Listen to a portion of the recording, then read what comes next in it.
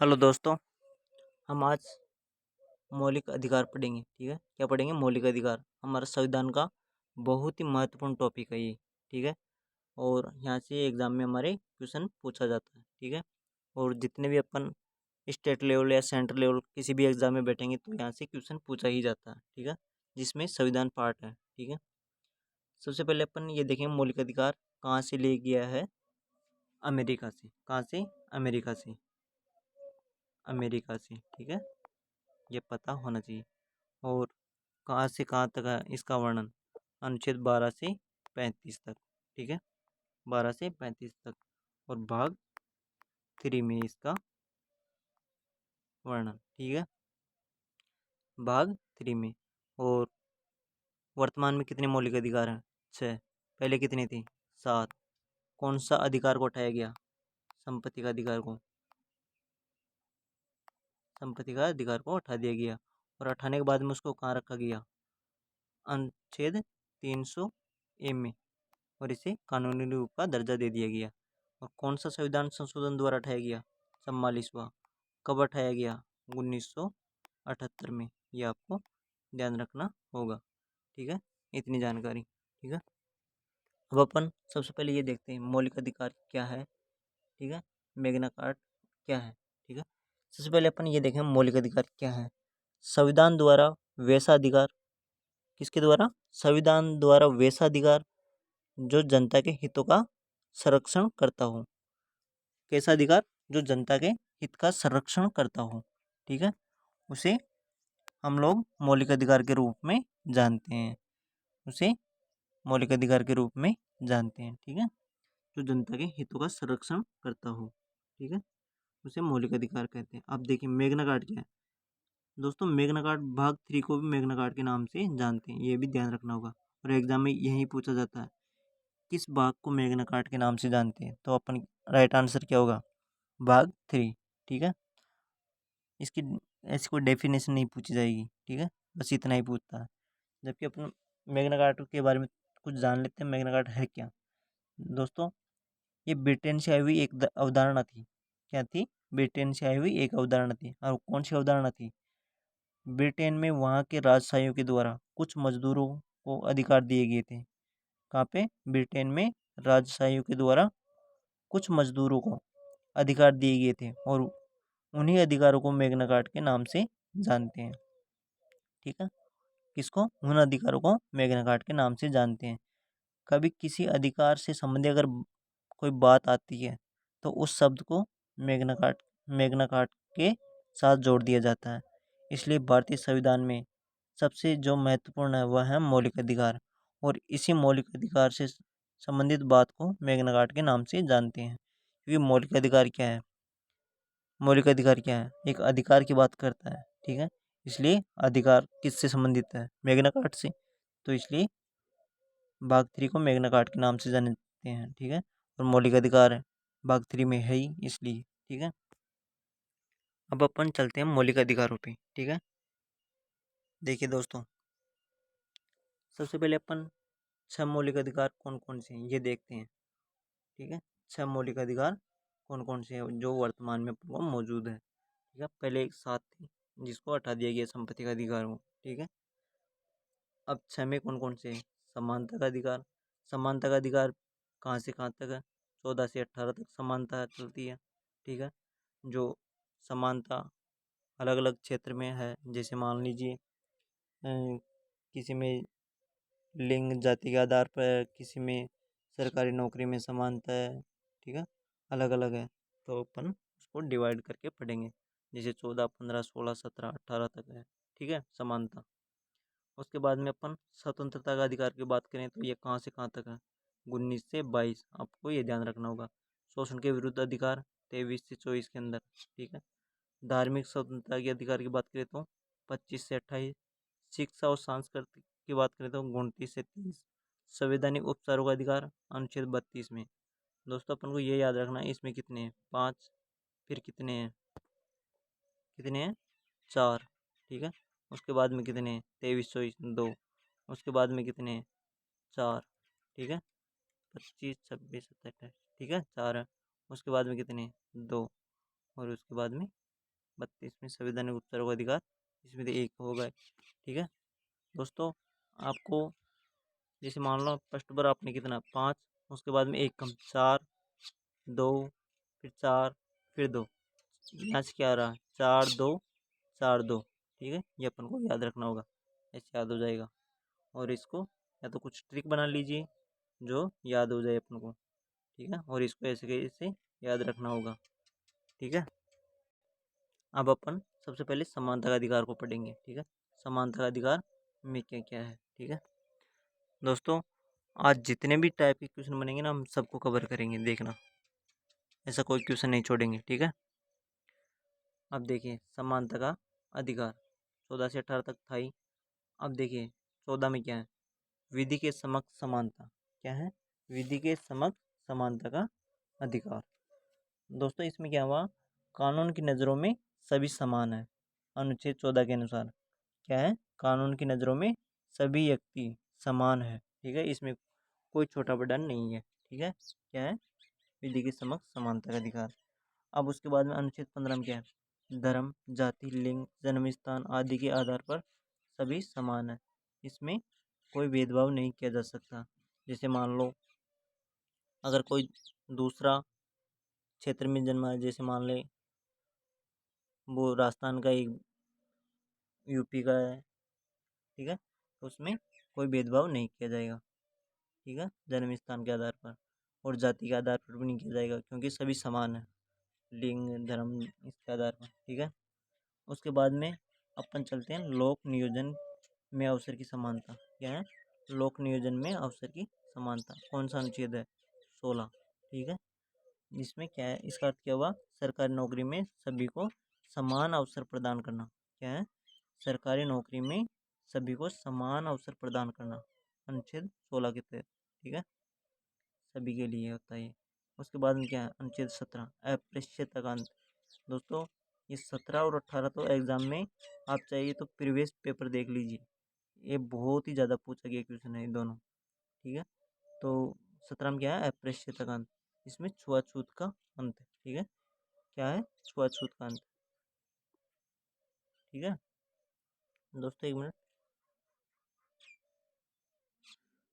छुआछूत का अंत।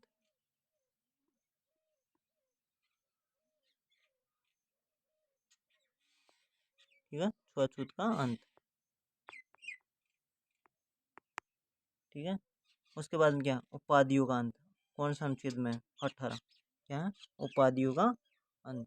अब उसके बाद में अपन चलते हैं स्वतंत्रता का अधिकार, जो कहाँ से कहाँ तक है, 19 से 22 तक इसका वर्णन है। ठीक है, देखिए अपना स्वतंत्रता का अधिकार। स्वतंत्रता का अधिकार कहाँ से कहाँ तक वर्णन है, 19 से 22, मैंने पहले बता दिया। ठीक है, देखिए 19 में क्या है, अभिव्यक्ति की स्वतंत्रता। ठीक है, अगर आपको डायरेक्ट ऐसे पूछ लिया जाएगा अनुच्छेद 19 में क्या है, तो अपन का राइट आंसर क्या होगा, अभिव्यक्ति की स्वतंत्रता का अधिकार। ठीक है, जैसे आपको ऐसे बोलने की स्वतंत्रता का अधिकार कौन सा है, अनुच्छेद 19 का ए या फर्स्ट या क, अपन को जिस तरह ऑप्शन में दे दिया जाए वैसे आंसर दे दिया जाएगा।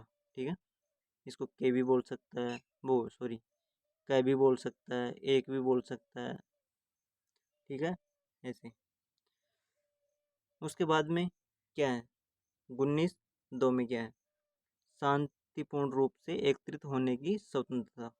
दोस्तों इसमें एकत्रित होने की स्वतंत्रता का अधिकार तो है, लेकिन बिना हथियारों के। ठीक है, ये आपको ध्यान रखना होगा, शांतिपूर्ण रूप से एकत्रित होने की स्वतंत्रता का अधिकार तो है, लेकिन बिना हथियारों के। ठीक है, उसके बाद में क्या है, 19(3) में क्या है, सभ्य सभा समूह बनाने की स्वतंत्रता। क्या है, सभा समूह बनाने की स्वतंत्रता। उसके बाद में क्या है, 19(4) में क्या है, पूरे भारत में आने जाने की स्वतंत्रता। ठीक है, कौन सा अनुच्छेद के तहत है, 19(4) के तहत पूरे भारत में घूम सकता है, वो पूरे भारत में आ जा सकता है। ठीक है, कोई रोक टोक नहीं है। अब उसके बाद क्या, अनुच्छेद 19(5) में क्या है, पूरे भारत में निवास करने की स्वतंत्रता, वो कहीं भी रह सकता है। ठीक है, कहीं भी निवास कर सकता है, अनुच्छेद 19(5) में। ठीक है, वो ध्यान रखना होगा। उसके बाद में क्या है, 19(6) में क्या है, आजीविका, ठीक है, रोजगार की स्वतंत्रता, ठीक है, पूरे भारत में कहीं भी वो रोजगार कर सकता है, ठीक है। कौन सा अनुच्छेद के तहत, 19(6) के अंदर। तो इसमें आप एक जैसे ऐसे रिलेट करके याद रखना, जैसे मान लीजिए कोई स्टूडेंट है, ठीक है, ठीक है, कोई स्टूडेंट है मान लीजिए, अगर उसके कुछ अधिकारों का शोषण किया जा रहा है मान लीजिए, ठीक है, तो सबसे पहले क्या करेगा, अपने अधिकारों के बारे में बोलेगा कि उसका शोषण किया जा रहा है, ठीक है।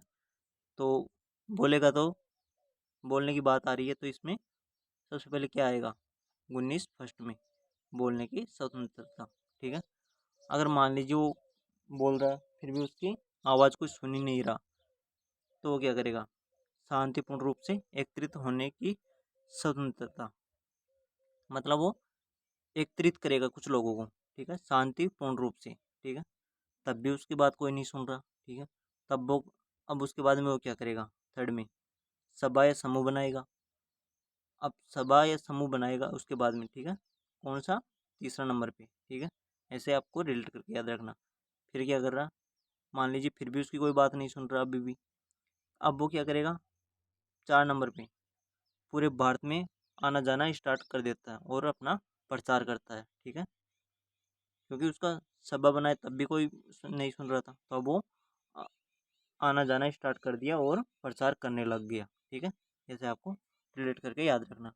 फिर उसके बाद में 19(5) में क्या है, अब मान लीजिए वो पूरे भारत में घूम रहा है, तो उसको निवास भी करना पड़ेगा, क्योंकि उसको रात को कहीं रुकेगा तो सही ना, वो रोज़ घर तो आ नहीं सकता इतने दूर से, ठीक है, तो उसको निवास की बात आ गई, तो निवास को स्वतंत्रता का अधिकार 5 नंबर पे आ गया, ठीक है। उसके बाद में अगर मान लीजिए वो कहीं रुकेगा तो उसको रोज़गार भी चाहिए, ठीक है, उसके पास पैसे के लिए, ठीक है, तो कौन सा अनुच्छेद में आ गया, 19(6) में।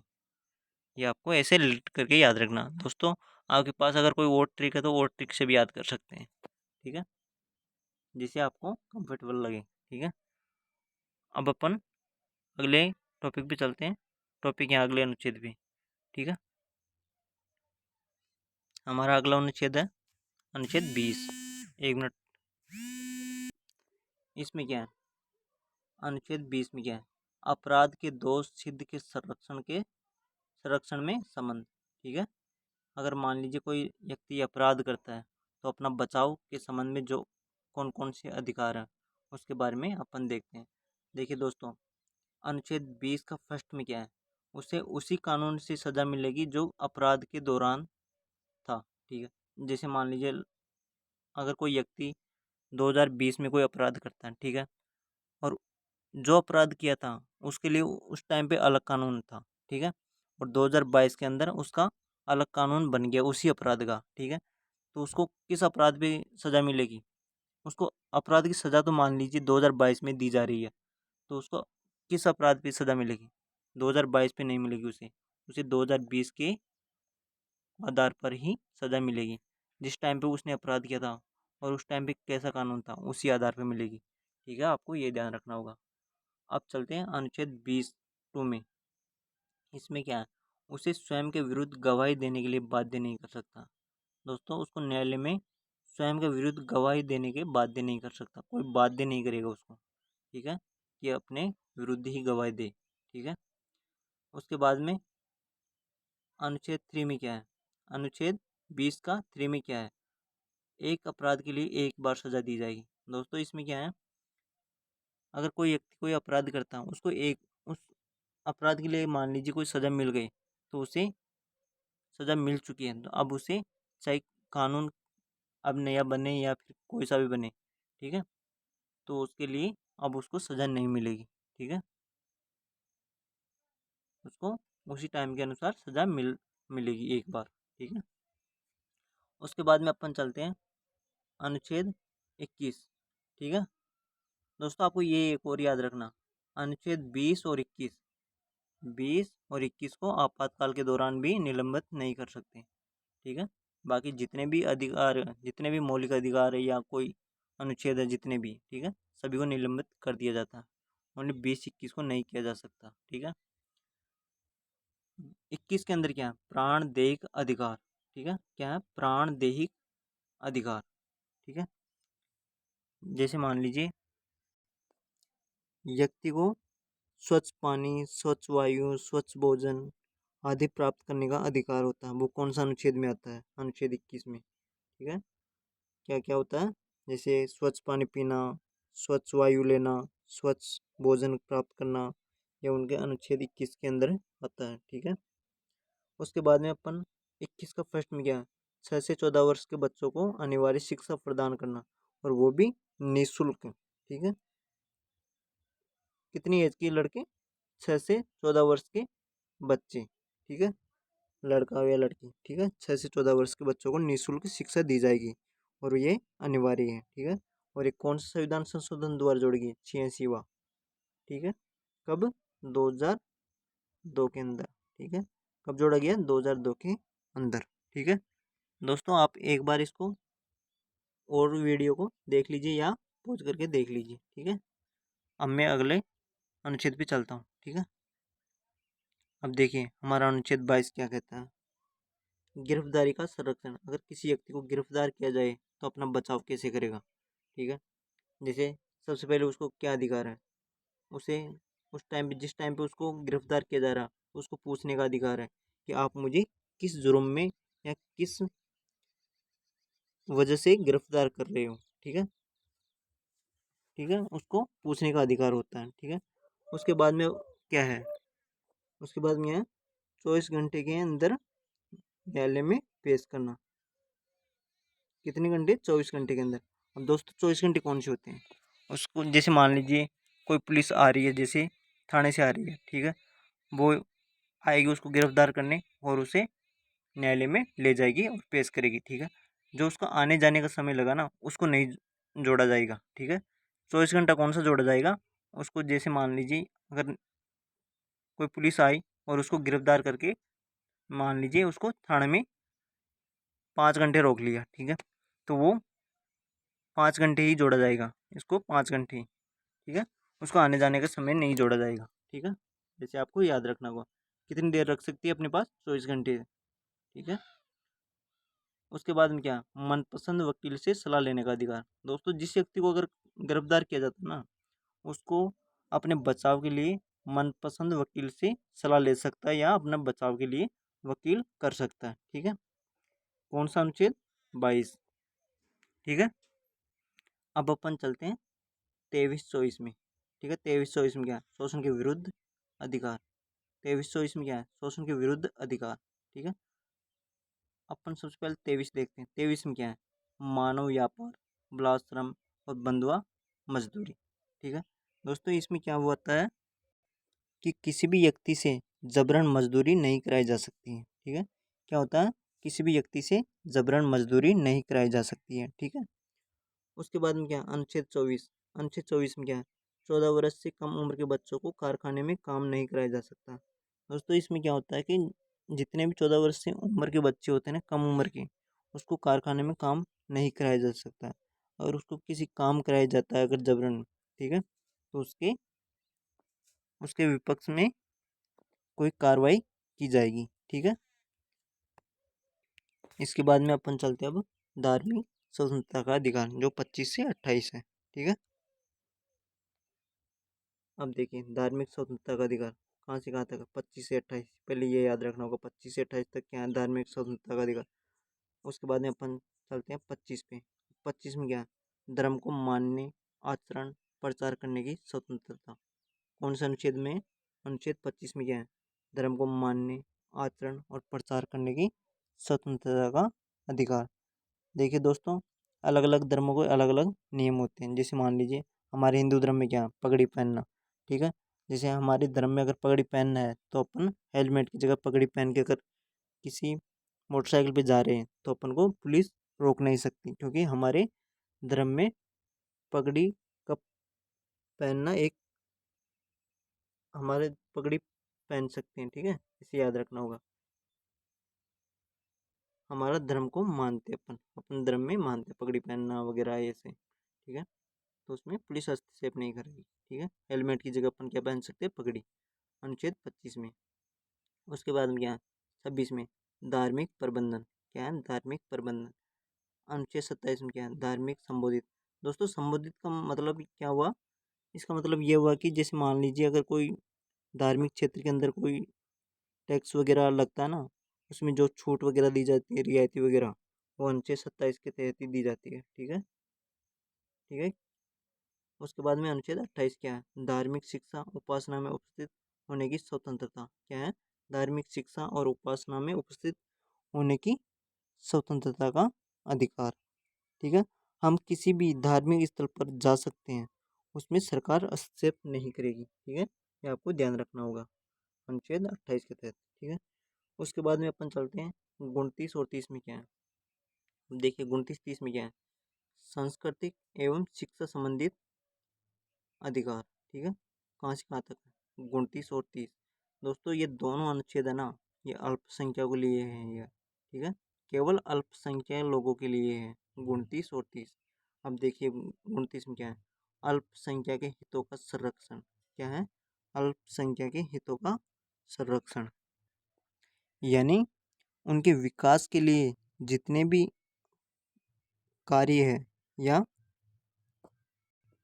अधिकार है, उनके संरक्षण के लिए अनुच्छेद 29 होगा। ठीक है, उसके बाद में देखिए अनुच्छेद 30 में क्या है अल्पसंख्यक के शिक्षा संबंधी प्रावधान। क्या है अल्पसंख्यकों के शिक्षा संबंधी प्रावधान। ठीक है, आपको ये याद रखना होगा अल्पसंख्यक की शिक्षा संबंधी प्रावधान है। ठीक है, अब अपन अगले अनुच्छेद पे चलते हैं। देखिए दोस्तों अनुच्छेद 32 में क्या है। दोस्तों आपको ये पता होगा कि अपन 30 के बाद में 32 पे आ गए, जबकि हमारा 31 अनुच्छेद नहीं आया। ठीक है, 31 अनुच्छेद में क्या था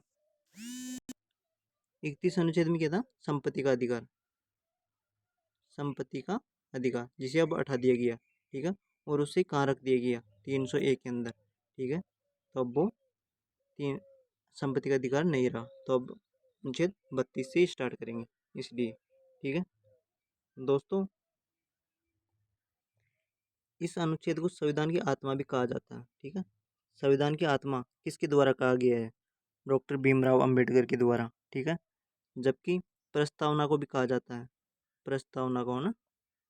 ठीक है, अगर आपको डायरेक्ट ऐसे पूछ लिया जाए संविधान की आत्मा किसे कहा जाए, तो अपना राइट आंसर होगा प्रस्तावना। जबकि आपको ऐसे पूछा जाए किस व्यक्ति ने कहा, तो अनुच्छेद 32 को कहा था डॉक्टर भीमराव अंबेडकर ने। ठीक है, अगर किसी व्यक्ति का पूछा जाए व्यक्ति द्वारा किसे कहा गया, तब अनुच्छेद 32 होगा। ठीक है, यह आपको ध्यान रखना होगा। अब अनुच्छेद 32 में 5 प्रकार के रिट जारी होते हैं। ठीक है, जो मौलिक अधिकारों के संरक्षण के लिए होते हैं। ठीक है, जो सुप्रीम कोर्ट और हाई कोर्ट के द्वारा जारी किया जाता है। ठीक है, कौन कौन से बंदी प्रत्याक्षीकरण, परमादेश, प्रतिषेध, उत्प्रेक्षण और अधिकार पर्चा। ठीक है, ये आपको ध्यान रखना होगा। ठीक है, अब देखिए दोस्तों अगर आपको ऐसे पूछ लिया जाए कि सुप्रीम कोर्ट के द्वारा जो 5 प्रकार रिट जारी किया जाता है वो कौन से अनुच्छेद के तहत किया जाएगा सुप्रीम कोर्ट के तहत, तो अनुच्छेद 32 के तहत। ठीक है, कौन सा अनुच्छेद 32 के तहत। ठीक है, और जबकि हाई कोर्ट के लिए पूछा जाए तो हाई कोर्ट कौन सा अनुच्छेद के तहत रिट जारी करता है 226 अनुच्छेद के तहत। ठीक है, ये दोनों आपको याद रखना होगा, कभी कभी अनुच्छेद भी पूछ लिया जाता है। तो सुप्रीम कोर्ट के लिए तो 32 होगा और हाई कोर्ट के लिए 226 होगा रिट जारी करने का अधिकार। ठीक है, और ये 5 प्रकार का रिट जारी किया जाता है। ठीक है, अब देखिए बंदी प्रत्याक्षीकरण, इसका अर्थ क्या हुआ बंदी प्रत्याक्षीकरण का। जब किसी व्यक्ति को गिरफ्तार कर लिया जाता है तो उसे 24 घंटे के अंदर उसे मजिस्ट्रेट के सामने पेश करना होगा। मतलब बंदी प्रत्याक्षीकरण का अर्थ क्या हुआ, जब किसी व्यक्ति को गिरफ्तार कर लिया जाता है तो उसे 24 घंटे के अंदर मजिस्ट्रेट के सामने पेश करना होगा। बंदी का मतलब उसे गिरफ्तार करना। ठीक है, ये आपको ध्यान रखना होगा दोस्तों, इसके नाम में छिपा हुआ बंदी यानी कि गिरफ्तार करना। ठीक है, अब उसके बाद में क्या है परमादेश। अब परमादेश में आप क्या निकाल सकते हैं? परमादेश, आदेश, ठीक है। क्या हुआ? आदेश परमादेश में, ऐसे रिलेट करके याद रखना। अब इसमें क्या है? सरकारी अधिकारियों को आदेश दिया जाता है। किसको? सरकारी अधिकारियों को यहाँ आदेश दिया जाता है कि वे अपने कार्य को ठीक से नहीं कर रहे हैं या कर्तव्य को पालन नहीं कर रहे हैं, तो सुप्रीम कोर्ट या हाई कोर्ट के द्वारा यह आदेश जारी किया जाता है कि वे अपना कर्तव्य का ठीक से पालन करें। ठीक है। किसके द्वारा? हाई कोर्ट या सुप्रीम कोर्ट के द्वारा आदेश दिया जाता है कि अधिकारियों को कि अपना कर्तव्य ठीक से पालन करें। ठीक है। अगर कोई अधिकारी ठीक से पालन नहीं कर रहा तो, ठीक है। ये कौन सा है? परमादेश के अंदर, ठीक है। परमादेश यानी कि आदेश। और बंदी प्रत्यक्षीकरण में जैसे आप गिरफ्तार, ठीक है, ऐसे याद करके रखना। ठीक है। उसके बाद में चलते अपन प्रतिषेध। अब प्रतिषेध में क्या हुआ? प्रतिषेध का अर्थ क्या हुआ? जैसे मान लीजिए सुप्रीम कोर्ट है, वो हाई कोर्ट को कुछ आदेश करेगी। अब हाई कोर्ट डिस्ट्रिक्ट कोर्ट को करती है, ठीक है, ऐसे करती है जैसे ऊपर से नीचे की तरफ। ठीक है। जैसे मान लीजिए सुप्रीम कोर्ट, अगर कोई हाई कोर्ट में अगर कोई मामला चल रहा है, ठीक है, तो सुप्रीम कोर्ट क्या बोलती है? ऊपरी न्यायालय क्या बोलती है कि यह आदेश जारी करता है कि यह आपका क्षेत्र से बाहर है, कि आपका यह क्षेत्र से आपका अधिकार नहीं है। ठीक है। क्या बोलती है? कि आपका यह अधिकार क्षेत्र नहीं है, इसे आप मेरे पास भेज दिए जाए। ठीक है। प्रतिषेध में, ठीक है। उसके बाद में क्या बोलता है? उत्प्रेक्षण। ये कौन सा है? चौथा। ठीक है। अब इसमें क्या? ऊपरी न्यायालय निचले न्यायालय को यह आदेश जारी करता है कि जैसे कोई लंबित मुकदमा है, जैसे मान लीजिए कोई लंबित मुकदमा है, तो आप मेरे पास भेज दें क्योंकि यह आपके अधिकार क्षेत्र से बाहर है। ठीक है। इसमें क्या हो रहा है? अगर कोई मान लीजिए कोई लंबा मुकदमा चल रहा है, ठीक है, और तो सुप्रीम कोर्ट क्या आदेश जारी करता है, जैसे हाई कोर्ट को, ठीक है, कि आपके अधिकार क्षेत्र से ये बाहर है, ठीक है, आप मेरे पास भेज दिया जाए। ठीक है। किसमें? उत्प्रेक्षण में। ठीक है। अब देखते हैं अधिकार पर्चा में क्या है। इसमें अधिकार पर्चा, अधिकार पर्चा में क्या है दोस्तों? अगर कोई पद पे, देखिए दोस्तों, अगर कोई पद पे कोई सार्वजनिक अधिकारी बनता है, ठीक है, अगर कोई पद है मान लीजिए ना, उस पर सार्वजनिक अधिकारी कोई बनता है, ठीक है, और वह असंवैधानिक माध्यम से उस पद को ग्रहण कर लेता है, ठीक है, असंवैधानिक माध्यम से उस पद को ग्रहण कर लेता है, ठीक है, तब यह रिट जारी करती है, तब यह रिट जारी करती है कि यह आप किस अधिकार से इस पद को ग्रहण किया है। ठीक है। किसके द्वारा किया जाता है? सुप्रीम कोर्ट या हाई कोर्ट के द्वारा। वो पूछती है कि आप इस जिस पद को आप ग्रहण किया, उस पद को आप किस अधिकार से ग्रहण किया, और वो उस रिट का जवाब देता है लिखित में कि वो किस अधिकार से उस पद को ग्रहण किया। अगर वो वैलिड पाया जाता है तो उसको वो पद दे दिया जाता है, अगर जबकि इनवैलिड पाया जाता है तो वो पद छीन लिया जाता है। ठीक है। ये आपको ध्यान रखना होगा अधिकार पर्चा में। ठीक है। अब उसके बाद में अपन चलते हैं 32 तक, तो अपना कंप्लीट हो गया। अब अपन 12 से 35 तक पढ़े थे, ठीक है, तो अपन 12 से 32 तक तो पढ़ लिया। ठीक है। अब हमारे पास 3 और बच गए, 33, 34 और 35। अब 33, 34, 35 में क्या है? अब देखिए दोस्तों, 33 में क्या है? सेना, सशस्त्र बल और खुफिया विभाग से संबंधित है। ठीक है। जो हमारे सेना में जो कर्मचारी होते हैं, जो सैनिक होते हैं, उनके कुछ रूल होते हैं, उनके कुछ कानून होते हैं कि आप सेना में होते हुए कौन कौन से मौलिक अधिकार नहीं ले सकते हैं। ठीक है।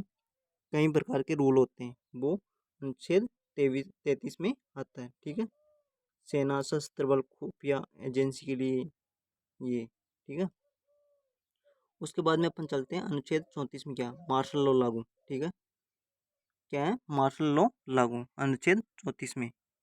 दोस्तों, इसमें संसद को यह अधिकार दिया गया है कि किसी क्षेत्र में मार्शल लॉ लागू हो जाता है तो उस क्षेत्र के लोगों के मौलिक अधिकार सीमित कर दिए जाते हैं। ठीक है। उसके मौलिक अधिकार कम कर दिए जाते हैं। ठीक है। ये आपको ध्यान रखना होगा। मार्शल लॉ में। ठीक है, कौन सा अनुच्छेद? अनुच्छेद 34 के तहत। ठीक है, अब हमारा लास्ट अनुच्छेद कौन सा? अनुच्छेद 35, मौलिक अधिकार के संबंध में कानून बनाना। कौन सा अनुच्छेद है? अनुच्छेद 35। यह अनुच्छेद संसद को यह अधिकार देता है कि वह मौलिक अधिकार के संबंध में कानून बना सकती है। किसको? संसद को। ठीक है, यह आपको ध्यान रखना होगा। अब दोस्तों अपन कुछ क्वेश्चन अपने और कर लेते हैं। ठीक है, जो रह गए थे। हम अगली पीडीएफ पे चलते हैं। अब देखिए हमारे कौन कौन से क्वेश्चन रह गए। जैसे मान लीजिए केवल भारतीयों को कौन कौन से अनुच्छेद प्राप्त है? केवल भारतीयों को, केवल भारतीयों को प्राप्त अनुच्छेद, केवल भारतीयों को प्राप्त अनुच्छेद कौन कौन से? 15, 16, 19, 29 और 30। ठीक है, ये आपको ध्यान रखना होगा। कितने हैं टोटल? 5। ठीक है, टोटल कितने हैं? 5। 15, 16, 19, 29 और 30। ठीक है, ये केवल भारतीयों को ही प्राप्त है। जबकि बाकी जो अनुच्छेद है जो मौलिक अधिकार में आते हैं, जैसे 12, 13, ठीक है, और 15, 16 तो इसमें आ गया, और 14 भी इसमें आ जाएगा। ठीक है, 14 है, 17 है, 18 है। ठीक है, जितने भी और बाकी है डॉट डॉट, वो भारतीयों को प्राप्त है, विदेशियों को प्राप्त है। ठीक है, वो किस किस को है? भारतीयों प्लस विदेशियों।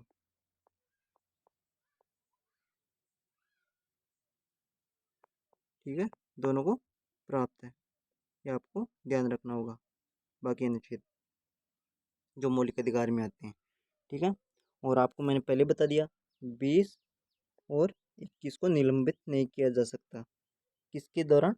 जब आपातकाल लागू होता है, और बाकी मौलिक अधिकार निलंबित कर दिया जाता है। ठीक है दोस्तों, हमारे वीडियो कैसा लगा आप कमेंट में बताना, और लाइक सब्सक्राइबर ज़रूर करना। ठीक है, और अपने दोस्तों के पास शेयर करना। ठीक है दोस्तों, मैंने जितने भी टाइप के क्वेश्चन बने थे, मैंने मौलिक अधिकार से संबंधित सभी क्वेश्चन को कवर किया है। ठीक है, और आप एक बार ऑब्जेक्टिव करके देखना। ठीक है, आपके कोई क्वेश्चन नहीं छूटेगा, मैं पता है मुझे। ठीक है, थैंक यू सो मच। और हमारा आगे भी वीडियो आएगा, उसको देखने के लिए आप सब्सक्राइब कर लेना। Thank you.